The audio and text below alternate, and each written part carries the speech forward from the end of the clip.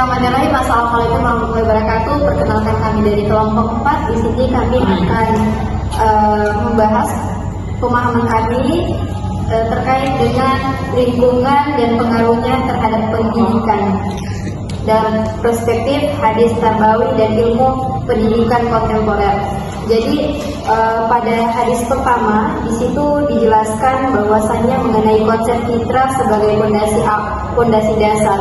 Konsep fitrah sebagai maksud dari konsep fitrah sebagai fondasi dasar itu adalah di mana fitrah menjadi modal awal bagi seorang manusia. Orang tua menjadi pengarah dan lingkungan sebagai faktor kedua yang mempengaruhi fitrah ini. Jadi seorang anak itu cenderung memang dasarnya memiliki lahir dalam keadaan fitrah atau cenderung akan lebih mengenal Tuhan. Tetapi hal itu bisa berubah ketika dia terjadi dari orang tuanya dan orang-orang dan lingkungannya.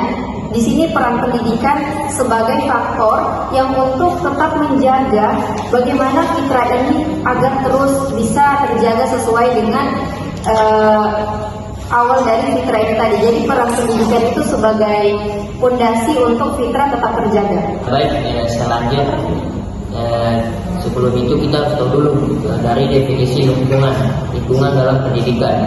Nah, dalam dunia pendidikan itu, lingkungan adalah segala sesuatu di luar diri peserta didik yang dapat mempengaruhi proses belajar dan perkembangan mereka, baik secara langsung maupun tidak langsung.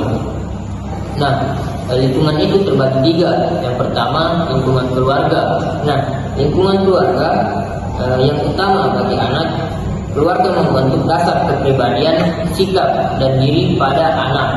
Nah, yang kedua itu lingkungan sekolah. Lingkungan sekolah berperan penting untuk lingkungan formal, di mana peserta didik mendapat pendidikan secara terstruktur dan baik. Nah, yang ketiga, lingkungan masyarakat. Nah, lingkungan masyarakat ini juga penting. Lingkungan masyarakat ini meliputi kondisi sosial, budaya, dan fisik tempat anak tinggal, termasuk teman sebaya. Dan juga lingkungan ini dalam pendidikannya itu menjadi sumber belajar. Nah, sebagaimana mungkin lingkungan ini, jika lingkungannya baik, otomatis anak atau peserta didik akan baik. Baik, selanjutnya kepada teman saya. Baik, saya lanjutkan. Di sini saya akan membahas tentang kandungan dari hadis yang kedua, yaitu pengaruh teman dalam pembentukan kepribadian. Hadis ini menjelaskan maknanya itu hadis ini menunjukkan bahwa teman dekat itu sangat mempengaruhi pemikiran, perilaku dan nilai seseorang. Imam Al-Nawawi menjelaskan bahwa seseorang cenderung mengikuti perilaku dan kebiasaan temannya. Oke. Adapun implikasinya terhadap pendidikan, hadis ini menekankan pentingnya menciptakan lingkungan sosial yang positif di lembaga pendidikan dan memfasilitasi terbentuknya kelompok pertemanan yang positif juga. Ya, baik, selanjutnya ke pendekatan konstruktivisme sosial. Nah, pendekatan ini yang dikembangkan oleh Lev Vygotsky menekankan peran interaksi sosial dan budaya dalam perkembangan kognitif, yang artinya perkembangan cara berpikir atau kognitif seseorang tidak terjadi secara sendirinya, tetapi sangat dipengaruhi oleh interaksi dengan orang lain dan lingkungan budayanya. Contohnya interaksi sosial. Bagi Vygotsky percaya bahwa anak-anak belajar melalui berkomunikasi dan berinteraksi dengan orang lain seperti orang tua, guru, teman sebaya, atau orang dewasa lainnya. Melalui dialog dan bimbingan, anak mulai memahami konsep baru. Oke, baik, saya tambahkan terkait dengan pengaruh teman dalam dunia pendidikan.